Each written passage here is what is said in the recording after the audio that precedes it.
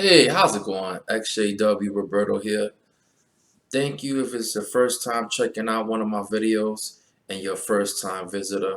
I really appreciate you checking out my video. And if you're a second time around visitor, I really appreciate your support and you checking out my new video. I appreciate it. I want to give a quick shout out to the whole Ex-JW community, and I also want to give all you others who are, contemplating making that step and move. I really hope that your time is coming, or you XJW soon to be, and all you Jehovah Witnesses who have checked out my videos or is still sticking with me, and you faded JWs and so forth. I really appreciate your support. With that done and said, I really want to get into this subject on the child abuse. I know it's a big thing. It's been spoken about by many Ex-JWs and in different forms and different ways. With this video, I wanted to touch on something that I really strongly believe is going on, and there's not a lot of light being shed on it. I don't think many people shedding light on this specifically, and this is the very reason why I specifically chose this to talk about. And I think that by the reason by me doing this is just my whole reason is just to bring awareness that what, there's some other stuff going on, okay?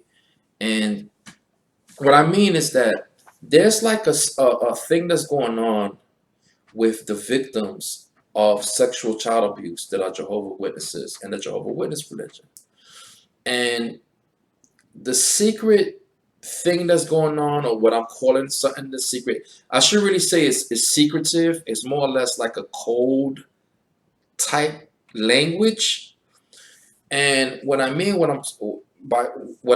by saying that is it's been known that these victims have a mindset while they're still Jehovah's Witnesses.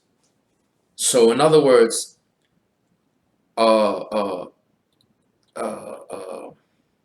either victims who has been child abused or sexually assaulted or even molested, these persons' mindset is waiting for God to fix the problem. They're waiting on Jehovah, as they say. There's nothing they can really do is what they're feeling, and they're waiting on Jehovah to fix the problem with this major, massive child abuse problem that's happening throughout the Jehovah Witness religion. Now, let me just say something about that. Look, at the end of the day, I'm nobody. I'm nobody when it comes down to what has happened to you in regards to a situation like that. If you choose not to get help, if you choose not to have the willpower to leave for whatever reason, or if you choose not to call the cops or the authorities, that's their choice. And if you choose to sit, where you at, waiting on Jehovah to fix the problem, and if you choose to keep going on your day-to-day life as a Jehovah Witness, like everything's all right, waiting on Jehovah, then that's your choice. That is totally your choice. But this is the thing. This is the thing that struck me in my thinking. I'm like, okay, so here it is. You're a victim of this terrible, horrible, horrific act, nasty, gross act of a brother who takes advantage of you. You sit and wait on Jehovah, okay, to fix this problem. But my question to you is, what do you do in between time? In other words, do you go to your meetings like regularly, and you know, you go worship and all of that, and then what you do? Do you go home or do you go and preach? Because let me tell you something. If you go out preaching, I'm gonna keep it real with you, straight up, 100%. I'm gonna keep it real with you all the way. You're just as bad. I hate to say the truth, but it's the truth. You're just as bad as the child abuser who did something to you, or the predator, or the pedophile, the whatever you want to call them. They pretty much the same. If brother pedophile, brother sex offender, brother child abuser, okay, did something to you, sexually molested you, sexually assaulted you, or even which happens, maybe you're a rape victim on account of what they did to you, which is so horrific. If they go out after worshiping in their congregations and their meetings, and they go out preaching to keep recruiting, because that's what it is at the end, to keep recruiting, to bring people on in so they can prey on, then how does that make you? Because remember, you're not telling the authorities so they can intervene, or so they can do their job, and you're not leaving or whatever. That's your choice. But you think you have the real right to go out and preach to others and give a misrepresentation like everything is all good in your congregation and in your religion, when this happened to you and you possibly staying quiet because you're waiting on Jehovah to fix it? You serious? What does that say? What is that really saying about the type of person that's within? I'm just saying. I'm just saying. If you're a victim of something that tragic, why are you going to go and preach to others like nothing is wrong? What is that saying about you internally? What's that saying about the person within? You go preaching a peaceful, loving message about God, okay? And here it is. This is innocent families, husbands, mothers, wives, children that's being misrepresented by you, who was a victim there. When you can't even tell them, you're not even telling them, because you're not going to go out the door and say, hey, listen, just want to let you know I'm preaching this message, but got to be careful because this happened to me and this can happen to you. Come on. It's not like you're going up and you're giving people the whole truth, because you know what I mean? You could do that. I'm not going to put it past no one to do that, but I don't think that that's the situation. And see, so this is the reason why I had to talk to you. This is the reason why I had to come out with this video now, because I need to connect with you. I need to reach you. I need to connect with your heart. Because the mind is one thing. You could convince yourself that, hey, you could have yourself convinced that it's not wrong. You're the innocent victim or whatever. But I want to talk to your heart. I want to talk to your conscience. Because God is watching your every step. Forget about your mother, your parents, whoever else, okay? All the other people that congregate with you, and other Jehovah's Witness. You got to live with the person you are inside. You don't have the right to do that. You don't. You don't have the right to preach just how, like, the person who sexually assaulted you, just like the person who sexually took advantage of you, okay? or the person who sexually, abused you as a child, or whatever your situation is, the specifics is, just like they didn't have that right to do that to you, you don't have that right to go and make it seem like everything's okay to other innocent people out in the world, because that's misleading. That is very misleading.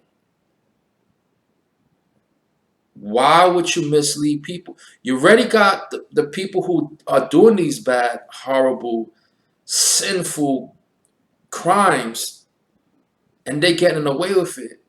But how different does that make you if you're doing the same thing on your end? And see, I don't think a lot of people is bringing light to what I'm saying specifically. I don't know if I didn't look really deeply, but I haven't caught anything to my eye on social media or online or on YouTube or people specifically talking about this. Listen, all I'm saying is what's good for one is good for the other. Right is right, wrong is wrong. You have to be fair. You both that fit into that category, abuser and victim, okay? Sexual abusers that are Jehovah Witnesses, okay? And sexual victims, okay, that are Jehovah's Witnesses. Both of you do not have the right to preach. You should not be preaching, but we can't have all the attention focused on one side and forget about the other side.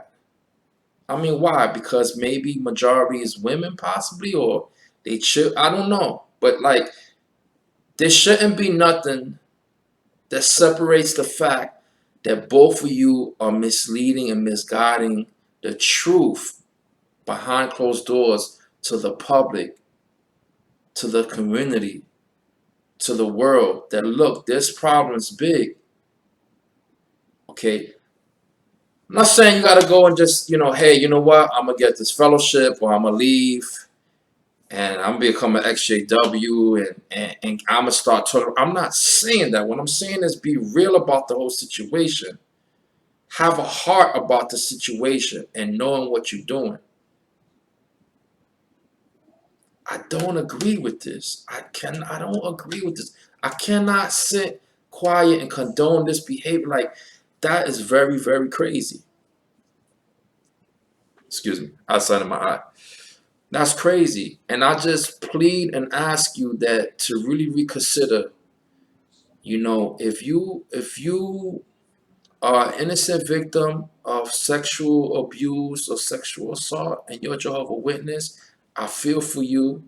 It's a very, very sad situation, but at the same time, you should not be going out there preaching and having people think it's one thing when it's really another, because this horrible thing happened to you,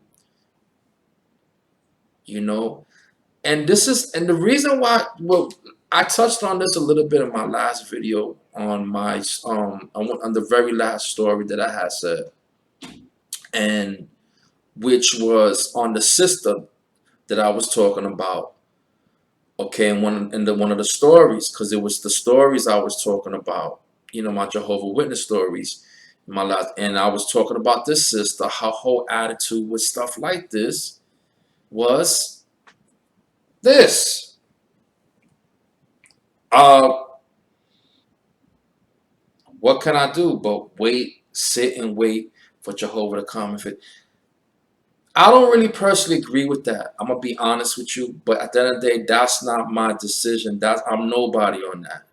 But what I can say is that it's wrong if you sitting up playing victim on one end and going out flipping and just the script on some preaching like everything's all right. That is super wrong. You're dead wrong for that. And so at the end of the day, and I'm being specifically single because we all know them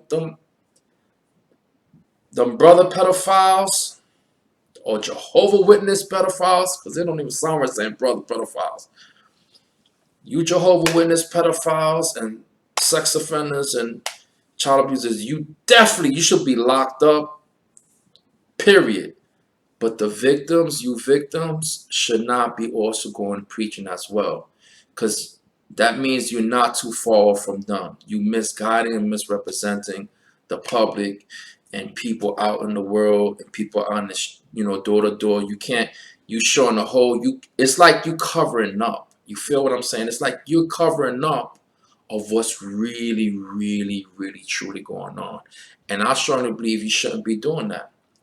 And I'm going to tell you something. If you believe in your heart that you are a true Jehovah Witness and you are strongly loyal to him, then I really, really, in my heart of heart, believe strongly that you should not. It's more of a reason why you shouldn't go out there preaching after this crime and this sin has happened to you. You shouldn't. If this sinful crime has happened to you, what is your real message now after this happened to you? What are you preaching? Come on. Like really think about it. Sit down and really think about it. So, look, at the end of the day, my heart goes out to you once again. All right? Because it's a very sad, dramatic, I'm sure, traumatizing thing that has happened to you if you are a victim of any sexual assault or child abuse or molestation and all that stuff as a Jehovah's Witness. It's probably hard to get by. It's definitely hard to get by now, day to day. And your psychological setup is probably, going through a lot. But at the end of the day, you don't really have the right to be preaching. I'm sorry to tell you, and it's coming straight out of an Ex-JW's mouth. But you should not in no shape or form be preaching. Don't do it. You should not be preaching. It is wrong. It's dead wrong because you should not misguide other innocent people. You shouldn't. Anyway, that's pretty much what I had to talk about and the message that I want to give out. In conclusion and wrapping things up, it's a very, very sad thing with the whole child abuse situation that's going on in the Jehovah Witness religion. It's more and more people's coming out and talking about what's going on and sharing their stories and even leaving. But at the end of the day, on the other side of things, you got some people that are just sticking it through despite how hard and, sad and traumatic, it is, it's traumatizing. And they're simply, choose to wait on Jehovah. And, you have that right. Honestly, I'm with you. You have that right. But at the same time, I really strongly feel you don't have that right to go door to door and be preaching to others. I mean, I just strongly think you're doing the wrong thing. And you're not too far from the people who've done that to you. You're not really too far off from them. Honestly, the apple doesn't fall. The apple does not fall too far from the tree. So anyway, with that done and said, I just want to take a quick moment to tell you thank you so much for sticking through my video and hearing what I got to say. And please help me share my message and create awareness on this specific subject and in regards. And until my next video, I do want to wish you nothing but peace, happiness, and good health.